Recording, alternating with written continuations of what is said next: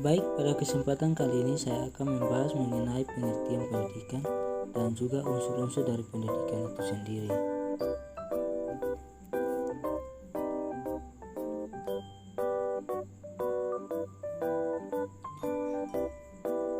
Selanjutnya untuk subtopiknya di sini ada 4 bagian yang akan saya bahas, yaitu yang pertama ada pengertian dari pendidikan, yang kedua ada tujuan dari pendidikan, dan yang ketiga ada unsur-unsur dari pendidikan, dan yang terakhir itu ada sistem-sistem pendidikan.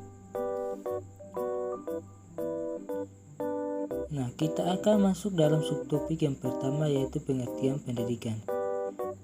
Nah, sebenarnya apa sih pendidikan itu? Nah, ada beberapa ahli yang dimana mereka mengemukakan pendapat mereka tentang pendidikan itu sendiri. Yang pertama di sini ada Aristoteles, di mana Aristoteles ini merupakan seorang filosofi terbesar Yunani dan juga guru Iskandar Mekaronia. Menurut Aristoteles, ialah pendidikan merupakan suatu proses menyiapkan akal untuk pembelajaran. Yang kedua di sini ada Plato, di mana dia juga merupakan seorang filosofi Yunani. Menurutnya pendidikan merupakan proses bentuk perkembangan dari masing-masing jasmani dan akal dengan suatu yang memungkinkan terciptanya kesempurnaan. Selanjutnya ada tujuan dan proses pendidikan. Yang saya bahas mengenai proses dan tujuan pendidikan, di sini pertama itu tujuan pendidikan. Nah, tujuan itu ada 4, yaitu pertama tujuan umum. Tujuan umum pendidikan nasional itu tujuan ini berkaitan dengan manusia Pancasila. Yang kedua itu ada tujuan institusional, yaitu tujuan dari lembaga pendidikan tertentu untuk mencapainya. Yang ketiga itu ada tujuan kurikuler, yaitu tujuan bidang studi atau tujuan mata pelajaran.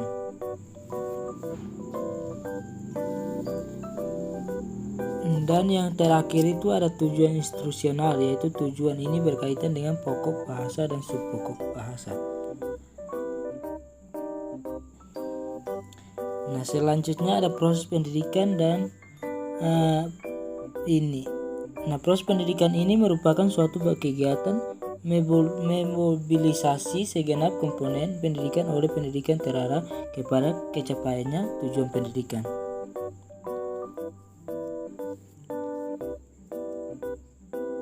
Dan selanjutnya ada unsur-unsur pendidikan.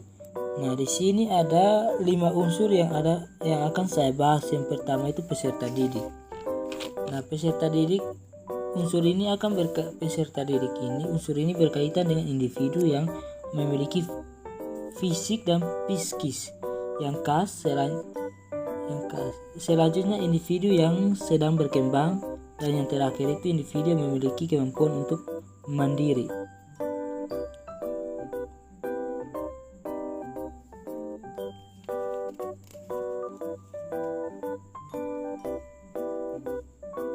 Dan selanjutnya itu unsur yang berikut itu ada pendidik. Di mana pendidik ini ialah orang yang bertanggung jawab terhadap pelaksanaan pendidikan dengan sasarannya ialah peserta didik.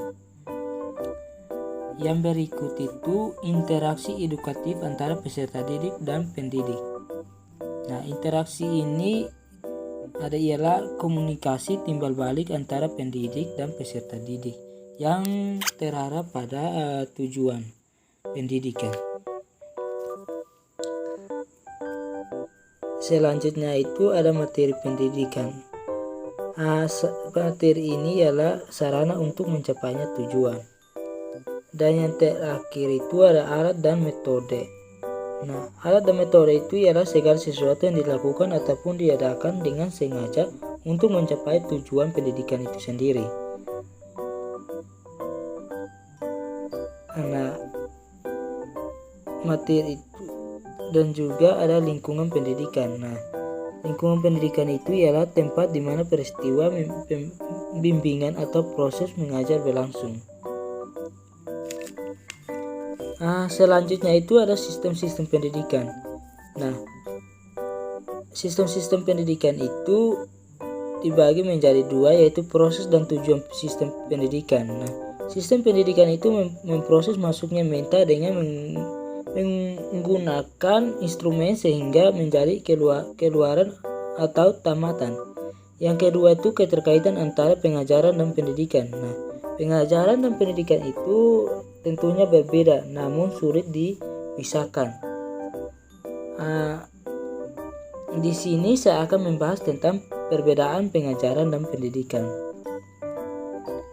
Nah, dalam perbedaannya itu yang saya ambil itu ada 3, yaitu yang pertama itu dalam pengajaran memakan waktu yang relatif pendek, sedangkan pendidikan membutuhkan waktu yang lama. Yang kedua itu adalah pengajaran menekan pada pembentukan karakter, sedangkan pendidikan lebih menekan pada penguasaan wawasan. Dan yang terakhir itu metode pengajaran bersifat psikologis, sedangkan metode pendidikan itu bersifat rasional.